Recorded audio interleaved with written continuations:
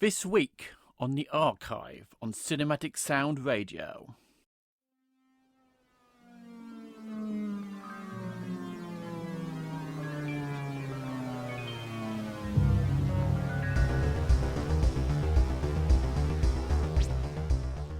Today on another packed show we have 4 new releases and 4 trove from the archives.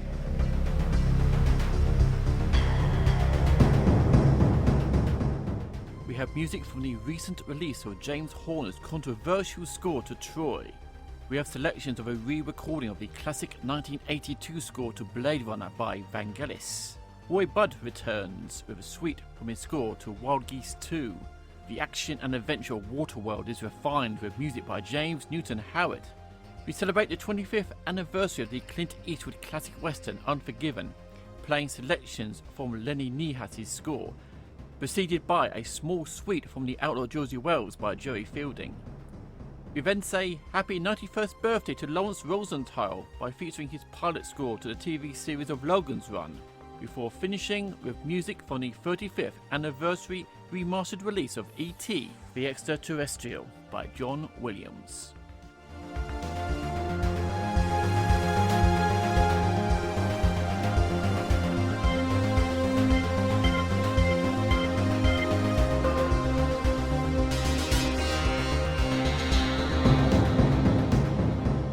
My name is Jason Drury. Thank you very much for listening. Sit back, relax, and leave folding home until later as this week's archive from Cinematic Sound Radio begins now.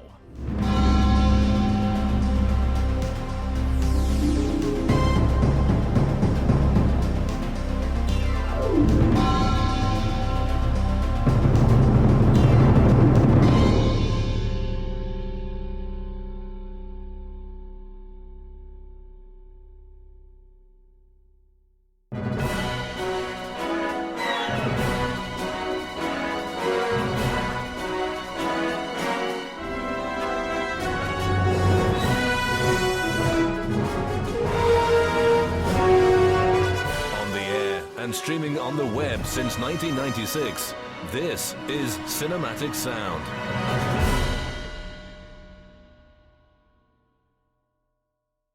Hello everyone and welcome to this week's delve into the Cinematic Sound Radio's archive. I'm Jason Drury coming to you from Ramsgate in Kent, England. Hello to our listeners at W Rock Radio, cinematicsound.net and through iTunes, Stitcher, Pocket Casts, TuneIn, Google Play and where any other podcast provider is found. It's great to have you join us for this show. If you're listening to this program on iTunes, please take the time to rate and review the show. It really helps get the show and the station noticed. This version of Cinematic Sound Radio is dedicated to new releases and new recordings of older scores from film and television. During each program, I will also mine the vast film music archive with my very own Cinematic Sound Radio shovel to unearth beloved favourites and forgotten gems. As I said earlier, we have 8 scores to go through, including 4 new releases from specialist soundtrack labels. And we start today's show with the first of those recent releases, and it's a controversial one. Troy from 2004 was directed by Wolfgang Petersen and written by David Benioff, who went on to become one of the showrunners of Game of Thrones. The film's ensemble cast includes Brad Pitt, Eric Bana, Orlando Bloom, Diane Kruger, Sean Bean, Brian Cox, and Peter O'Toole. The film is loosely based on Homer's Iliad in its narration of the entire story of the decade-long Trojan War, in which the film condenses into more than a couple of weeks. The end of the film, the sacking of Troy, is taken from Homer's Odyssey, as the Iliad concludes with Hector's death and funeral. Now, where to start with the music for this film? Well, to hear a fuller version of the events of what happened, I'll refer you to part 3 of my James Horner documentary series for Cinematic Sound Radio, which discusses the events in greater detail than I have time here. Suffice to say, the original score for this movie was by Gabriel Yared, who curated, after 1 year's work on the project, a score that Miklos Rozsa would have been proud of. But after one disastrous test screening, this was thrown out and James Horner came in. Horner produced a huge 2-hour score for large orchestra and choir in just 10 days. As with all Horner scores, there are cues that are quite lengthy and elaborate, really putting the orchestra through its paces. 2 themes stand out in the score. The love theme of Achilles and Briseis, which eventually appears in its complete form as the end credit song, I Remember. And secondly, an ever-rising motif, mainly in the brass, which heralds the appearance and heroics of Achilles, which was allegedly borrowed from the Sanctus of Benjamin Britten's War Requiem. In fact, music critic Alec Ross claims that large portions of the score were essentially plagiarized from works by Shostakovich and Prokofiev. Due to the lack of time to complete, Horner's work has some electronic padding at points and throws in motifs which would be familiar to any Horner fan. There is a feeling that the score has a very close relationship to Horner's previous epic work, Enemy at the Gates, composed in 2001, which was also influenced by Shostakovich and Prokofiev. But listening to the score in its near complete form from the new 2-CD set from Intrada, 2 cues of the score were not available for licensing. My personal view of the score has improved. It is not Horner's greatest epic score. Braveheart is that by a considerable distance. But considering the constraints going into it, it is truly a sensational work. I do, however, still have a great deal of sympathy for Gabriel Yared, who, in my opinion, produced a similar score to this, but was thrown out for being old-fashioned. Maybe it is just an excuse and the producers just wanted a bigger film composer name other than Yared. We can only speculate what was the actual reason. So without further ado, here is music from the recently released expanded 2-CD edition from Intrada of the original motion picture score to Troy. Music composed and conducted by James Horner.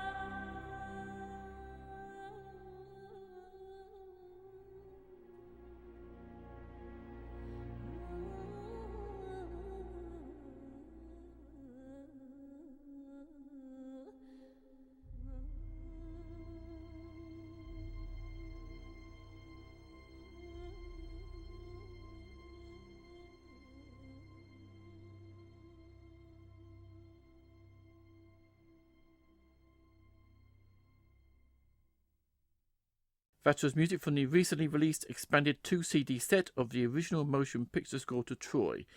Music composed and conducted by James Horner, which is available on Intrada Records. And if you want to compare the rejected score of Gabriel Yared's to Horner's, go to YouTube and make up your own mind.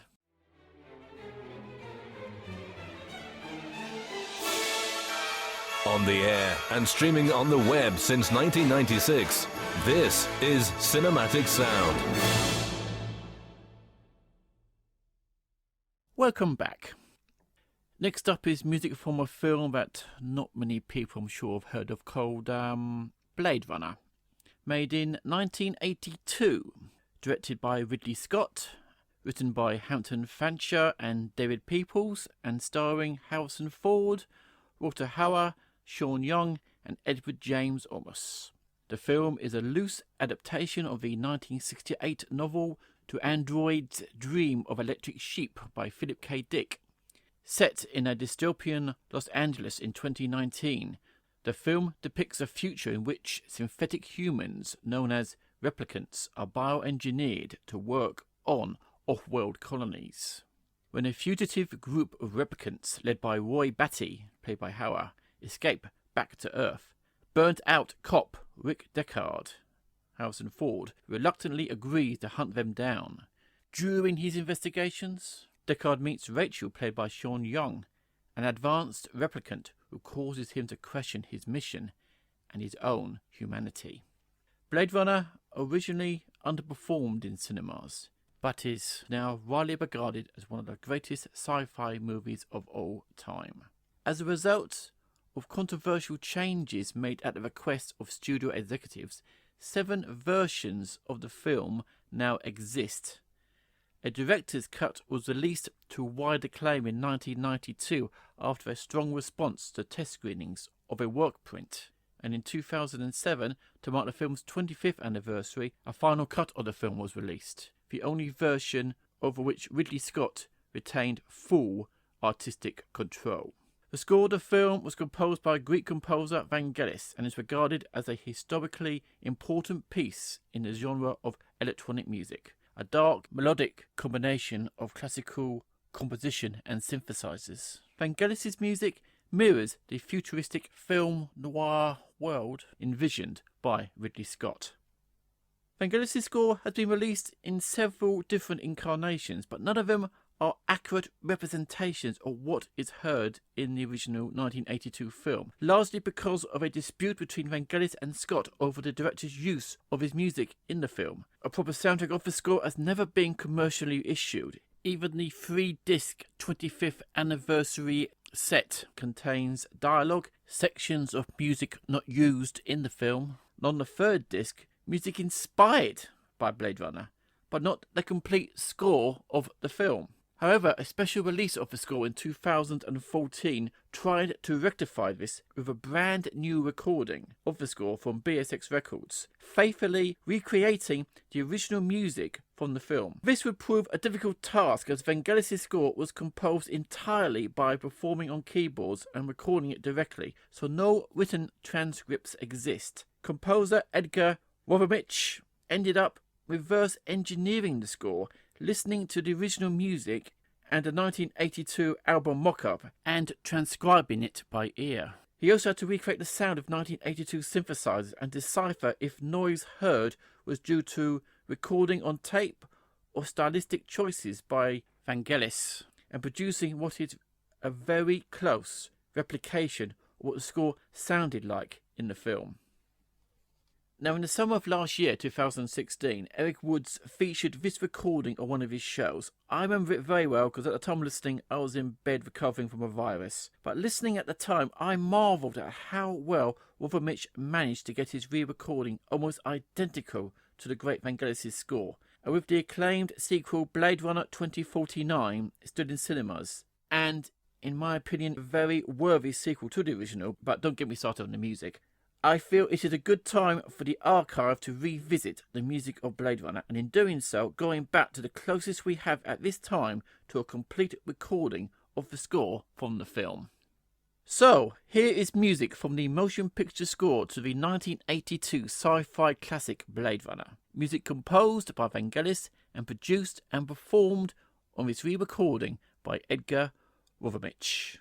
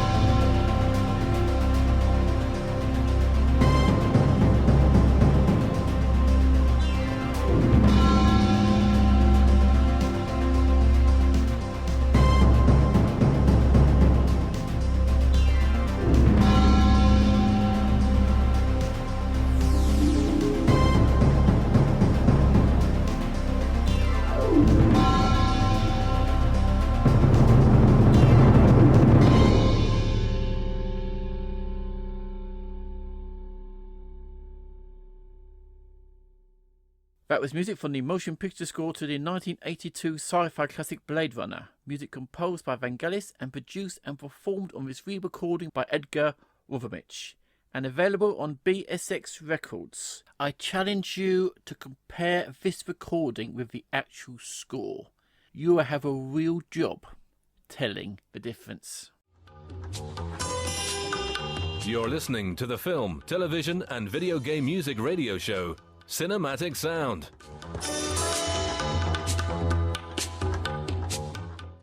Welcome back to the show.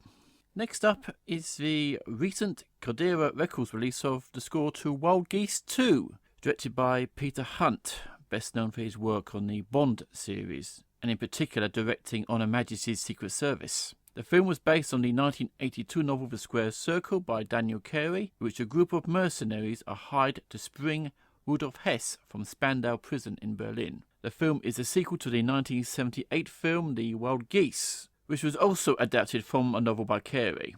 Richard Burton starred in the first film as Colonel Alan Faulkner and was planning to reprise his role for the sequel, but he unfortunately died days before filming began. The sequel has Faulkner's brother, played by Edward Fox, as one of the mercenaries. The film also starred Scott Glenn, Barbara Carrera, and as Rudolf Hess, Sir Laurence Olivier. The film's composer, like the first Wild Geese film, was Roy Budd. This would be Budd's sixth and last collaboration with producer Ewan Lloyd, beginning with Catlow in 1971, Paper Tiger in 1975, The Sea Wolves in 1980, and Who Dares Wins in 1982, as well as the Wild Geese films.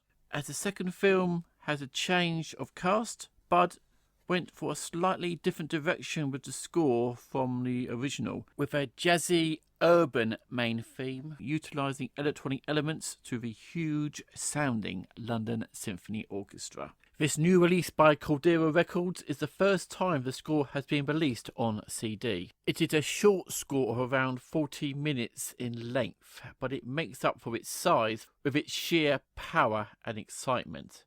And I'm sure whilst listening to the suite, you will clearly recognise the influence of Jerry Goldsmith and Lalo Schifrin in Budd's music. So here is music from the original motion picture score to Wild Geese 2, music composed and conducted by Roy Budd.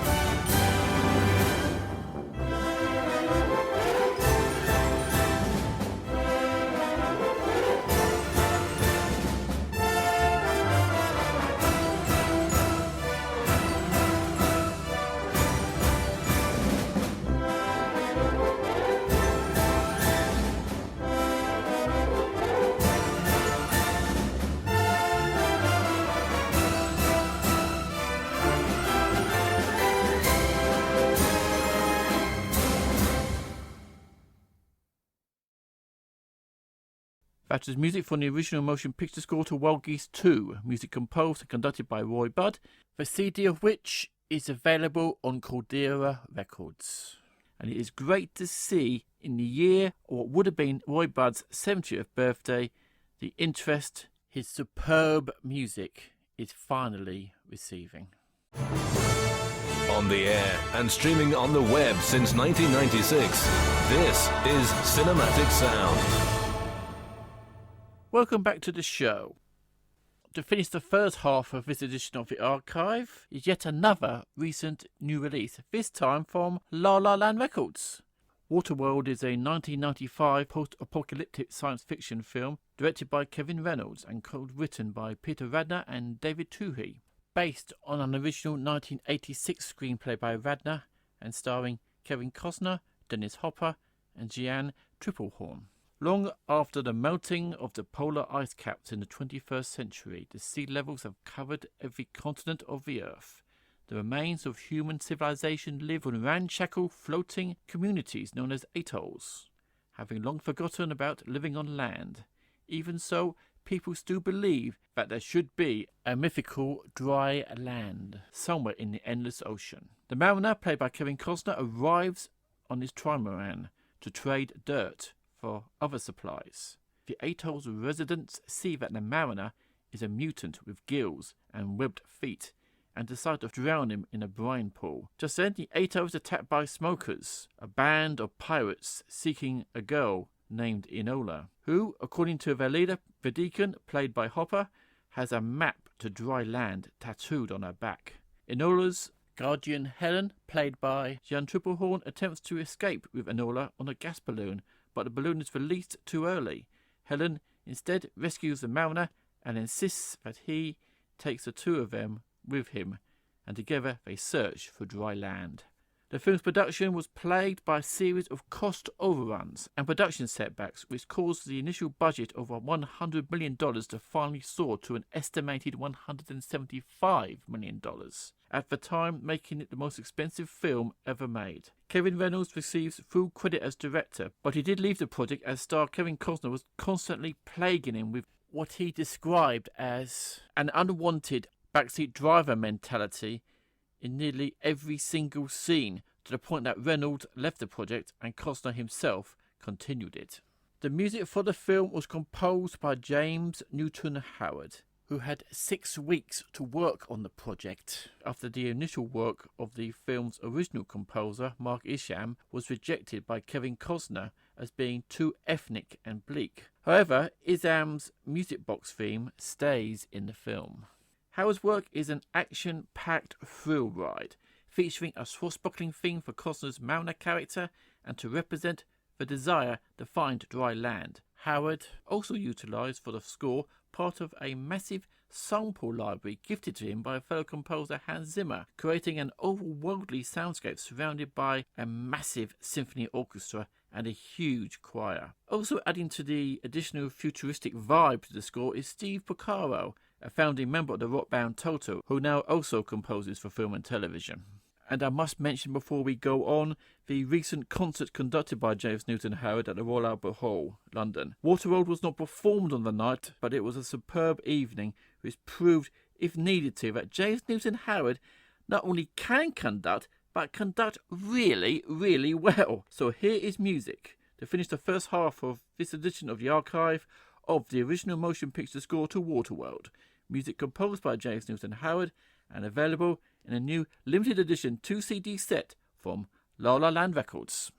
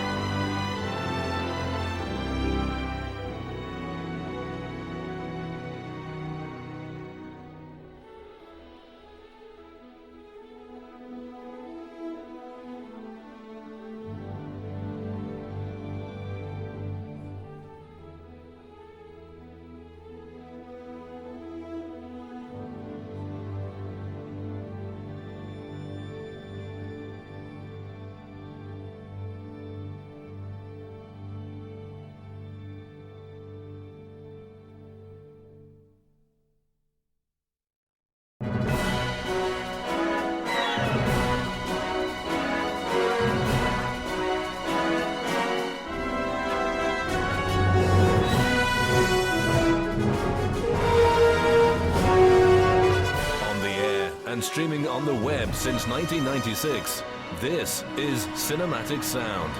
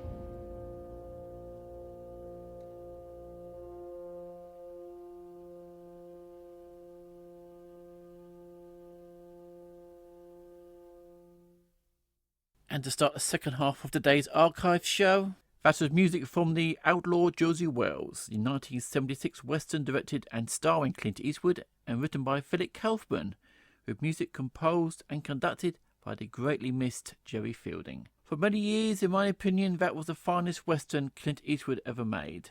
But in 1992, that opinion changed when Eastwood produced, directed and starred in Unforgiven. It was written by David Red Peoples, who was also co-credited with the script for Blade Runner. The film portrays William Money, an aging outlaw and killer who takes on one more job years after he is turned to farming.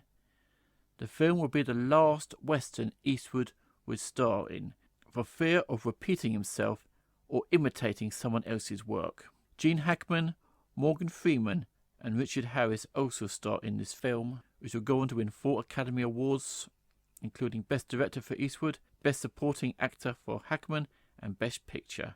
It also won a BAFTA and 2 Golden Globes. The score would be composed by Lennie Niehaus, who for a time became Eastwood's main composer of choice soon after the passing of Fielding, from the early 80s up to the early 2000s. Niehaus met Eastwood during the actor's army stint at Fort Hood, California, back in the 1950s, becoming friends through their mutual love of jazz.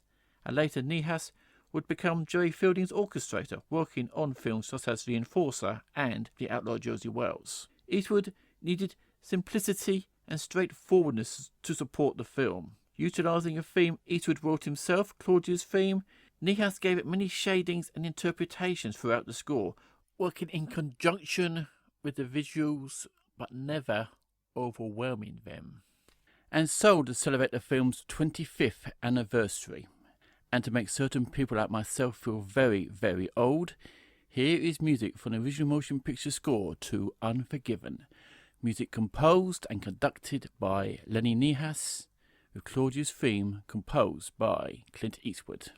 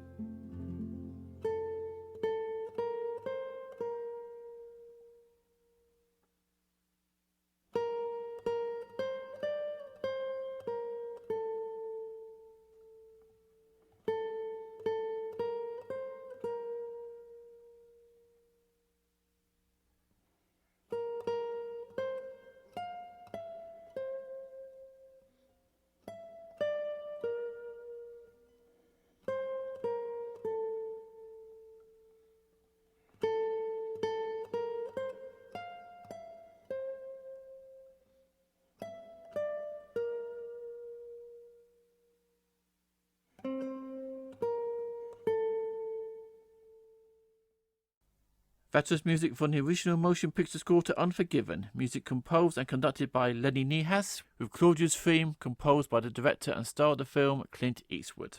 The CD of which was released by Saraband Records. Unforgiven is a real cinematic classic. If you haven't seen it yet, please do check it out. On the air and streaming on the web since 1996, this is Cinematic Sound.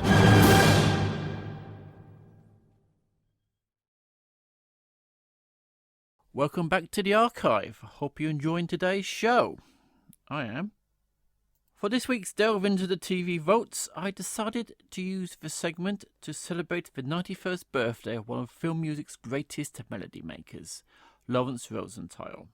Born in 1926, Rosenthal received a classical education and began scoring documentaries for the US Air Force in the Korean War.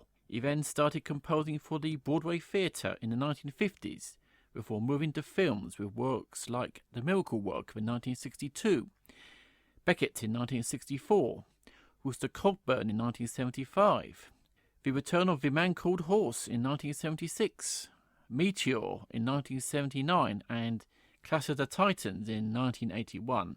Rosenthal was also prolific in the medium of TV, in particular in the 1980s, scoring historical miniseries such as George Washington in 1984, Peter the Great in 1986, and Mussolini the Untold Story in 1985. The composer also scored TV series such as Fantasy Island, The Young Indiana Jones Chronicles, and this one, the short-lived 1977 sci-fi series Logan's Run. This was a spin-off of the 1976 film of the same name based on the novel by William F. Nolan and George Clayton Johnson, and scored memorably by Jerry Goldsmith. So Rosenthal knew he had a tough act to follow for the TV version. The series starred Gregory Harrison as the title character, Logan 5, and Heather Menzies as Jessica 6. The series maintained the basic premise and visual style of the film, in that Logan and Jessica escape the City of Domes, so that they will not have to die once they reach the age of 30. However, the series differs from the plot of the movie in various ways and depicts Logan and Jessica on the run in each episode in various locations on future Earth as they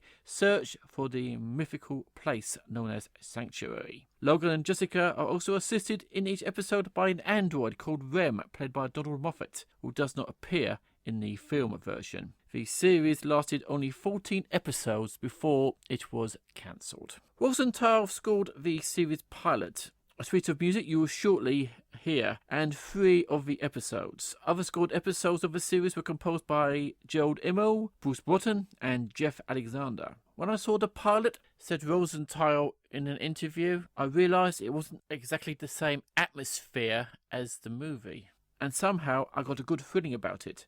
The main theme from the show came to me while I was watching the pilot right off the bat. Rosenthal's music is symphonic in nature with an orchestra of 25 musicians. He also employed synthesizers into the mix, particularly for the main title, the Yamaha E5, which creates the memorable siren call in the main title and some of the musical futuristic elements in the series. As the music you are about to hear is part of the pilot score, I have left the full version of the main theme to the end of the suite as Rosenthal develops the theme throughout the pilot score. So, the archive celebrates the 91st birthday of Lawrence Rosenthal by playing music from his pilot score to the 1977 sci-fi series Logan's Run.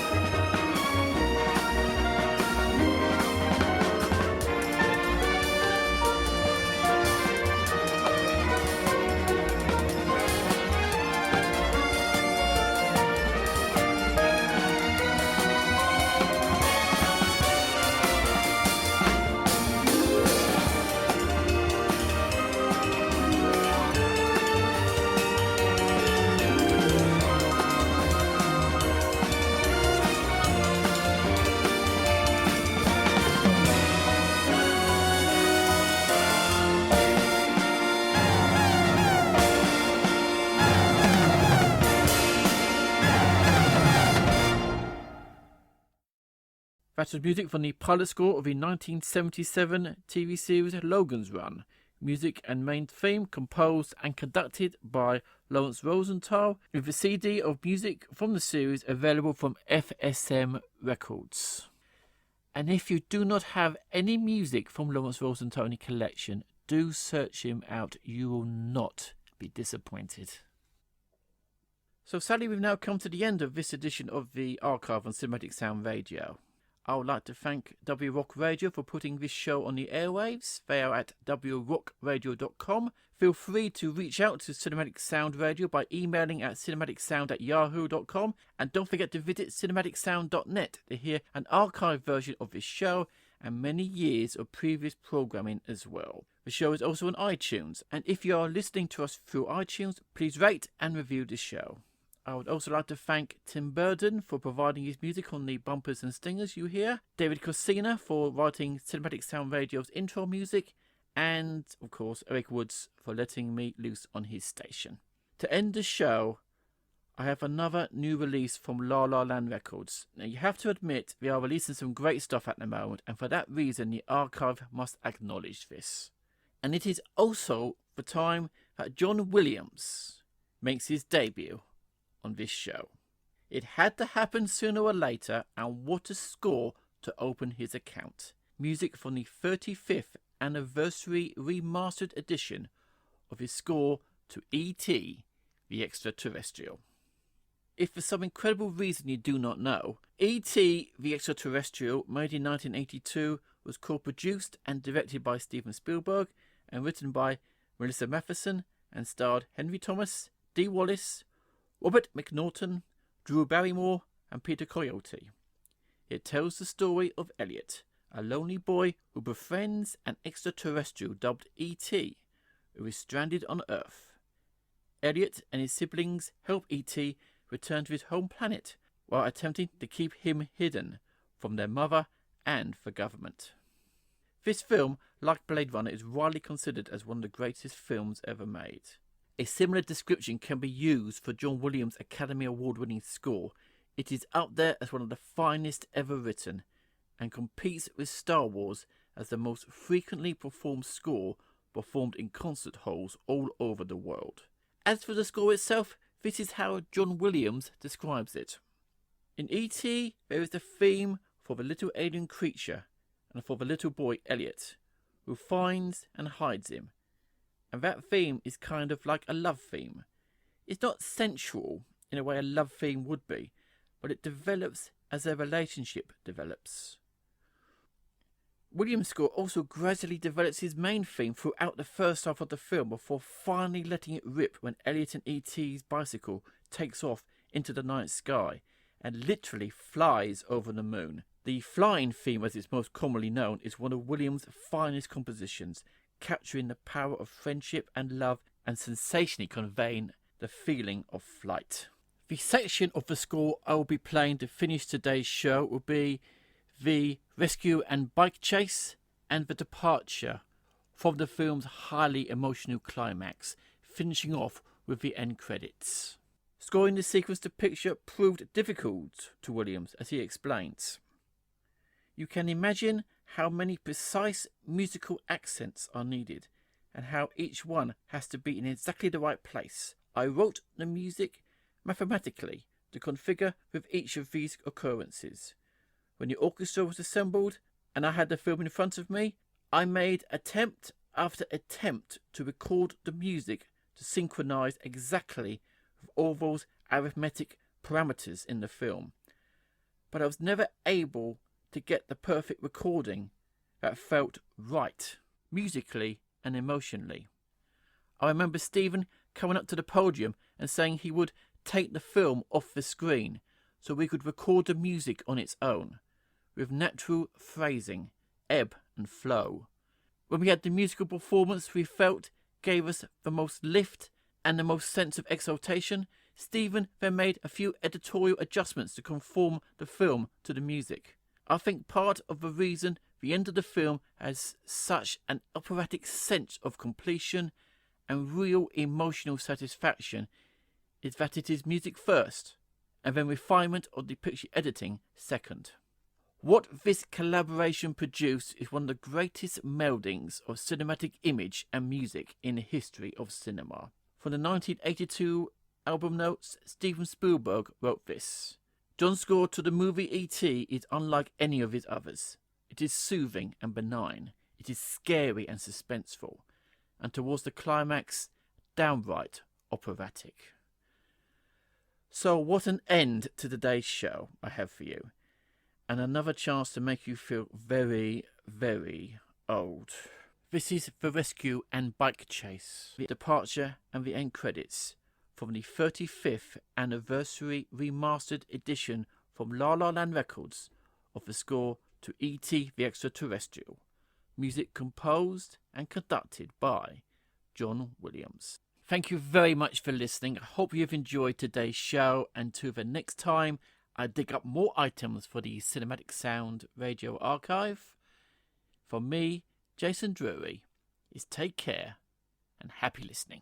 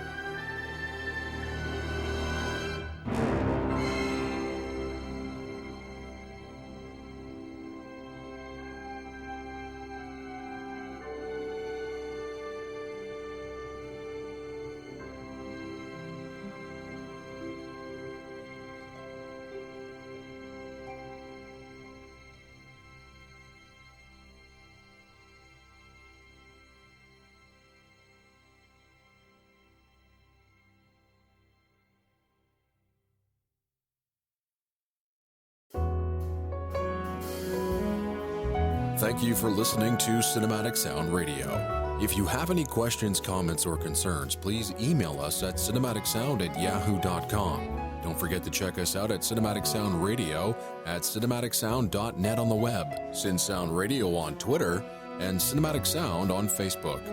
And if you listen to us on iTunes, why don't you take a moment right now and rate the show and write a brief review.